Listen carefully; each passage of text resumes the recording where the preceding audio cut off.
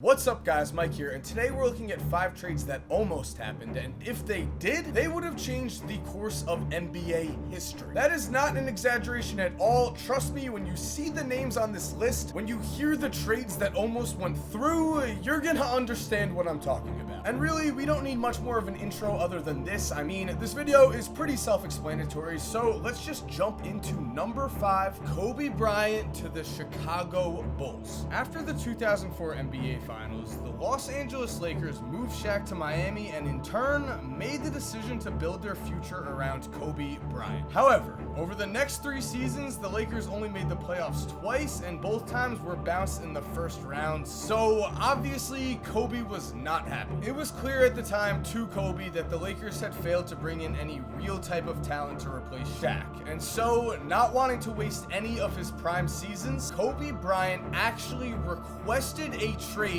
from the Lakers. Now at the time, Kobe was the only player in the entire NBA with a no trade clause, and he would use this to his advantage. He gave the Lakers a list of teams he wanted to be traded to and made it clear he would decline any offer that had a team not on that list. Which is why when the Lakers agreed to a deal in principle with the Detroit Pistons, a deal in which the Lakers would have gotten Rip Hamilton, Tayshaun Prince, and draft picks from Detroit, Kobe was able to decline this offer because Detroit did not match the criteria for teams on his list. And speaking of that criteria, Kobe wanted to play in both a big market and for a championship contender. With that said, he specifically wanted to play for the Chicago Bulls. At the time, Chicago had struggled since Michael Jordan had left, and so this looked like a no-brainer for the Bulls. Of course they would want Kobe, but unfortunately there were problems. Because yes, Kobe did want to go to a big market, but again, he wanted to play for a championship contender, which meant whatever team traded for him could not completely deplete their roster to get him. This meant that in Kobe's eyes, Luol Deng had to stay in Chicago for Kobe to agree to a deal. This made sense because at the time, Deng was coming off his 3rd season and was already averaging 19 points and 7 rebounds a game, which made him a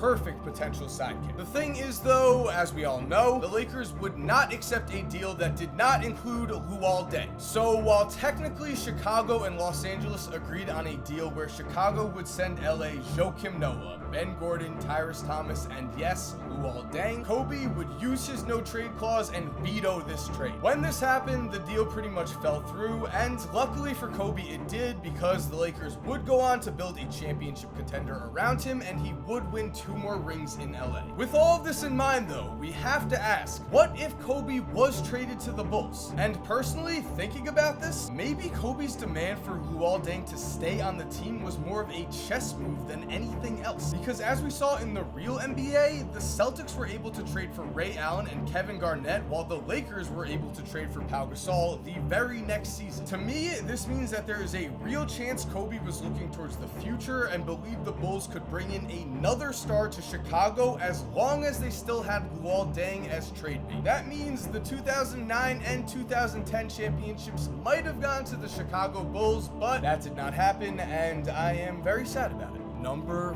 4. Michael Jordan. In 1984, the Rockets declined what would have been known as the most historic trade of all time. That is not an exaggeration because leading up to the 1984 draft, the Trailblazers offered Houston Clyde Drexler and the number 2 overall pick for All-Star center Ralph Sampson. Houston already owned the number 1 pick and was set on picking Hakeem Olajuwon, but the player who would go after Hakeem was a coin toss between Michael Jordan and Sam Bowen. And at the time, the Trailblazers were looking for an established center and were willing to part ways with their pick if they were able to get one. Which means if Houston did trade Ralph Sampson to the Blazers, it is very possible that the Rockets would have taken Michael Jordan with the number 2 pick because they were taking Hakeem at number 1, which also means that for probably the entirety of their career or close to it, Michael Jordan, Hakeem Olajuwon, and Clyde Drexler would have played on the same team. Already playing on separate teams for their careers, these 3 Hall of Famers individually combined for 36 All-Star appearances, 17 first-team All-NBA selections, 7 MVPs, and 9 championships. To me, that means if Houston did pull the trigger here and did make this move, they very well could have been the most dominant dynasty in NBA history. Again, no exaggeration here. here. I mean, Jordan alone won 6 of the 8 titles between 1991 and 1998, and Hakeem won the other 2. With all of this said though, you can't really blame Houston for not making this move because at the time, Ralph Sampson was seen as a surefire Hall of Fame center, so it does make sense that they kept him at the time. However, Sampson's career would be plagued with injuries, which means Houston did miss out on a huge chance here, and I've gotta say, out of every single possible trade in this video, I think this one might be the craziest. Number 3, Kevin Love / Klay Thompson. During his first 6 seasons in Minnesota, Kevin Love and the Timberwolves never reached the playoffs or even had a winning season, which means in Minnesota, obviously the team was struggling, but as for Kevin Love individually, the man was thriving. If you remember, in his time in Minnesota, Love was a little more doughy and also was a lot more dominant. I mean, just look at the numbers. In 2012, as a 23-year-old, Love averaged 26 points and 13.3 rebounds a game. Then in his last season in Minnesota in 2014, Love averaged 26.1 points, 12.5 rebounds, and 4.4 assists a game, and also made 2.5 threes a night while finishing the season with a 27 PER. At the time, the man was just completely dominant, which is why when Minnesota made it clear that he was on the trade block, teams lined up to make their best possible offers. And wouldn't you know it, it was the Golden State Warriors who had the best package available, as reports would come out that Golden State might be willing to give up Klay Thompson and David Lee in exchange for Kevin Love, Kevin Martin, JJ Barea, and the number 13 pick. This deal was very close to actually happening. However, Golden State's front office was basically split on what to do, as several people believed Klay was too valuable to give up. And after weeks of arguing, eventually it was Jerry West, who was just a board member for the Warriors, who got his way. West saw where the future of the NBA was headed and knew that Klay Thompson was the perfect shooting guard for a legitimate championship contender. He believed that Klay's defense was a massive asset for Golden State, while Kevin Love's defense would seriously hurt the team. So in order to save the Warriors from dismantling the dynasty they would become, West threatened to quit his job if the trade was completed. That threat ended up working. The trade did not happen, and obviously that worked out very well for the Warriors. The thing is though, what if Golden State had followed through with this trade? Both Kevin Love and Klay Thompson were both key pieces on the teams that played in the last 4 NBA finals against each other. Right there already, we can see the potential for massive changes to the NBA landscape, and really, we also have to think, if Love was already traded, who would the Cavaliers trade Andrew Wiggins for if LeBron went there? And taking a step back even further, would LeBron leave the Heat if Kevin Love was not available? It is very possible he would stay because Kevin Love did play a major part in LeBron's decision, but if he did sign with the Cavs, would Cleveland eventually during the season move Andrew Wiggins for Klay Thompson? At this point, no one could really tell you what would have happened, but if the Cavs were able to move Andrew Wiggins for Klay, that is a team that would have been absolutely lethal, and LeBron might have ended up winning a few more rings if Klay was on his team instead of Love. Unfortunately for LeBron fans, he did not though, and that is why Michael Jordan is the greatest player of all time. Feel free to comment down below your thoughts on that opinion, and sticking with the original video, we're at number 2.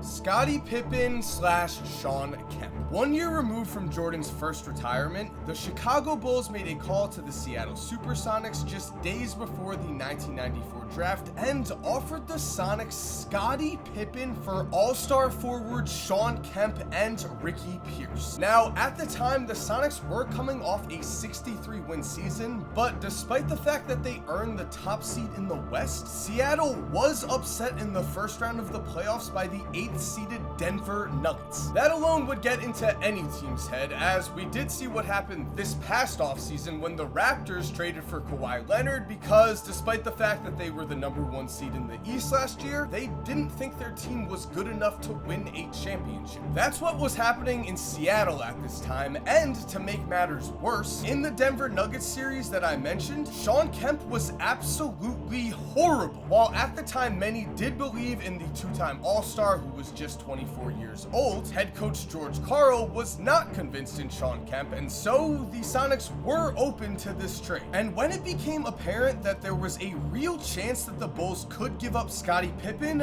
George Karl actually asked Michael Jordan, who of course was playing baseball at this time, if he, Karl, should accept this offer. And surprisingly, Jordan actually told Karl, quote, "Do it. Scottie can make your other players better, Kemp can't." Obviously, these words would have a massive impact on Karl's decision process, and so the Sonics made the decision to pull the trigger on the trade, kind of. The problem here was that due to salary cap restrictions, changes to this trade would need to be made in order for the league to approve, and while both teams tried to find a way to make the salaries fit, rumors in Chicago would leak that Scottie Pippen was about to be traded, and rumors in Seattle would leak that Shawn Kemp was about to be traded, and both cities' fans were not happy. These rumors would actually derail this trade, as sensing a ton of backlash coming, both franchises decided they were good with what they had, which of course is great for Michael Jordan, as when he came back to the Bulls, Scottie Pippen was still there. Now to me, the craziest part about this potential trade is Michael Jordan, as again, he told George Karl to make the move, but when asked if he would have gone back to the Bulls without Scottie, Jordan himself said, quote, "Probably not. I could have played with Shawn, but I wouldn't have been as comfortable as I was with Scottie." So if this trade went through, Michael Jordan might have come back on a different team. That is scary to think about as a Bulls fan, so let's just continue with number 1, Scottie Pippen again / Tracy McGrady. We are finishing this video with another potential trade involving Scottie Pippen, and it's a crazy one, as leading up to the 1997 NBA draft, Chicago was actually in discussions again to trade Scottie Pippen. This time though, Michael Jordan was on the team, so this trade might seem strange, but the reason it almost happened was that Chicago Bulls general manager Jerry Krause was looking forward towards the future. He knew that Michael Jordan and Phil Jackson were soon going to leave the team, so he was looking for a new franchise player he could build his team around. Now to me, personally, this makes no sense, as you have Michael Jordan, you have Scottie Pippen, they've already won multiple NBA championships, keep your team, but this is real, Krause was shopping Pippen and was trying to get a top 5 pick in the 97 draft. The reason he wanted a top 5 pick was that he wanted to select Tracy McGrady, who at the time was a high school phenom. However, with this said, once Phil Jackson and Michael Jordan caught wind of what was happening, both of them threatened to retire. Of course, Phil Jackson and Michael Jordan threatening to retire immediately ended any chance of this deal, but apparently up until the day the draft happened, Krause was still looking to see what he could get back in return for Pippen, and the two possible deals to me that stood out were Scottie Pippen to the Celtics in exchange for Antoine Walker and the number 3 pick, or Scottie Pippen for just both the number 3 and number 6 pick, again coming from the Celtics. However, like I said, I don't think Jerry Krause was ever going to pull the trigger on a deal here, as if Michael Jordan retired, I'm pretty sure the Chicago fans would revolt. And on top of that, unlike Vancouver, who was willing to trade their pick for Scottie, Boston did eventually decide to pull out of these trades because they wanted to build a young core. So none of these trades ever happened, but imagine if they did. What if Michael Jordan retired headed into 1998? That would leave him and the Bulls without another championship. That would mean Jordan would not win the 1998 MVP award, and that would mean that Michael Jordan would not have his most iconic moments, as remember, in that 1998 NBA Finals, Jordan would end his career with the Bulls by stealing the ball from Karl Malone and then draining a shot on the other end to win the game and the NBA championship in the same moment. So obviously, for anyone who argues that Michael Jordan is the best basketball player of all time, the fact that these trades never went through is very important. And there we have it, guys. Thank you for watching. I hope you enjoyed. If you're new to this channel, make sure to subscribe. We are actually going to be on a new schedule, and face cams will be coming back on Saturday. The new schedule on the main channel for this new year is going to be uploads every Tuesday, Thursday, and Saturday. So again, if you're new, make sure to subscribe so you don't miss a video. If you're already subscribed, thank you so much for supporting, and as always, have an awesome day, and cue that music. By the way, if you're still here while the music is cued, here are 2 videos I think you are going to love watching. All you have to do is just click on either one of them on the screen right here, and other than that, guys, again, have a great day, and peace.